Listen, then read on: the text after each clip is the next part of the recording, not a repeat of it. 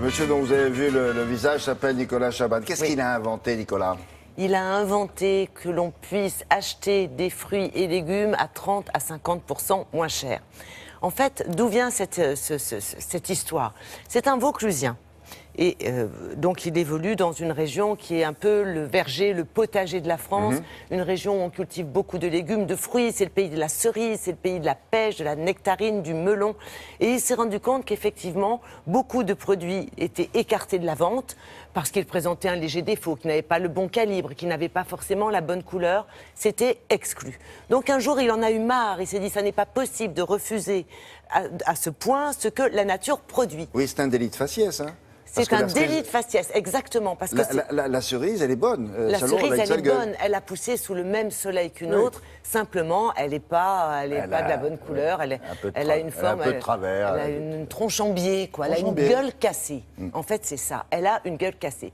Donc, il s'est dit, maintenant, ça suffit, nous allons prendre les choses en main. Il a créé un collectif avec les producteurs et il est allé voir la distribution pour proposer à la vente ces fruits et légumes dits gueule cassée à prix réduit. Et le consommateur, qui devait être prêt à adhérer. Et donc, ça a connu un succès très rapide, puisqu'en fait, ce monsieur, on le suit depuis le début de ses aventures, c'est-à-dire depuis près de 3 ans. Et aujourd'hui, eh bien, l'idée est en train de sortir de nos frontières, puisqu'il a été récemment reçu à l'ONU, s'il vous plaît. Ça méritait bien d'être encadré. Donc, nous sommes rendus sur place dans sa belle région pour qu'il nous raconte son histoire.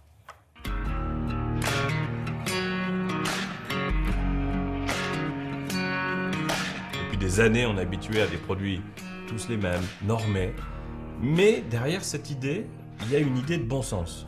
Les produits sont aussi bons, ils sont vendus moins cher. La distribution, dont le métier c'est de proposer des produits de qualité moins chers, on dit ok, ça nous convient. Et puis les consommateurs, ne les oublions pas. Ce sont quand même les patrons du système. À partir du moment où ils disent un produit aussi bon, moins cher, on l'achète en le sauvant du gaspillage, eh bien, l'ensemble des acteurs suivent. Ça, je ne peux pas le commercialiser parce qu'il y a une petite boursouflure. Juste ça, quoi. Et ça, on peut les vendre. Tout à fait. Et on peut les vendre moins cher. Et qu'est-ce que tu en fais sinon? Et malheureusement, c'est parti à poubelle. Poubelle. Les producteurs se sont mobilisés en nous appelant et en nous disant, moi, dans ma région, j'ai des produits.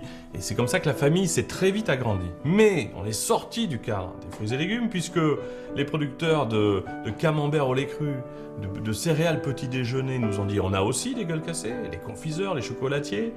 Donc on est passé à une famille élargie à l'ensemble des produits alimentaires. Et aujourd'hui, il y a plus de 5000 points de vente. 3 enseignes majeures ont d'ores et déjà dit oui, on est prêt à distribuer ces produits. Tu vois, New York Times, la nourriture avec des petits défauts, la nourriture moche, bon pour vous et bon pour la planète. Ça a pris une autre dimension, c'est pas juste maintenant... C'est un concept gagnant-gagnant pour tout le monde. La presse a suivi, elle s'est d'ailleurs mobilisée autour de l'initiative. C'était une grande surprise pour nous de découvrir autant d'articles de presse, des reportages télévisés. Le premier d'ailleurs a été fait par Télématin. Et puis une presse nationale qui est devenue une presse internationale. Le Japon, l'Allemagne, le Brésil, les États-Unis. Cette presse américaine nous a amenés à être contactés par l'ONU. La branche qui s'occupe de l'alimentation à l'ONU s'appelle la FAO. Eh bien, cette structure nous a invités en disant « ça marche en France ? Est-ce que ce petit logo ne peut pas devenir un repère anti-gaspi pour tous les pays où le gaspillage alimentaire est un problème ?» Quand le consommateur valide, les produits se vendent et c'est un succès. Ce rôle-là va devenir de plus en plus grand et c'est une tendance de fond qui est une très bonne nouvelle pour consommer autrement et certainement beaucoup plus durable. Alors ça, c'est pas mal. Il a du boulot, mais je suis sûr qu'il a des projets d'autres. Oui, absolument. Je pense qu'il ne va pas s'arrêter dans sa démarche puisqu'il est en train de réfléchir à la création d'une marque de consommateur.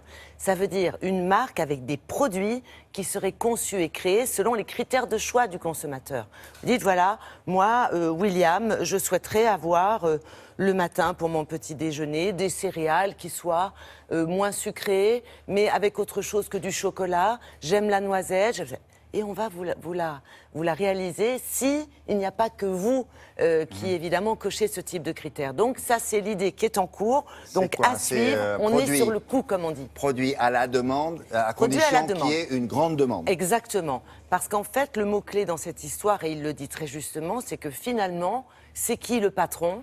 C'est Oui, le consommateur. c'est nous. Et ça, c'est vrai qu'on le dit régulièrement aussi dans cette émission, quand le consommateur suit, tout marche bien. Donc, au lieu de proposer des produits aux consommateurs, eh bien, lui, son idée, c'est de faire l'inverse, c'est-à-dire de faire en sorte que ça soit le consommateur qui dise « Bonjour, monsieur le fabricant, moi, j'aimerais tel produit Et si on est très Alors, cela nombreux à dit, ils le penser font, la les même chose... fabricants.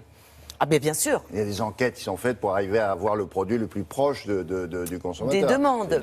Mais là, c'est en sens inverse. Donc, ça pourrait encore faire évoluer les choses. Bon. Et il est, comme on dit, sur le coup. Et évidemment, Télématin aussi. Évidemment. Merci Voilà, beaucoup. bravo à lui en tout cas.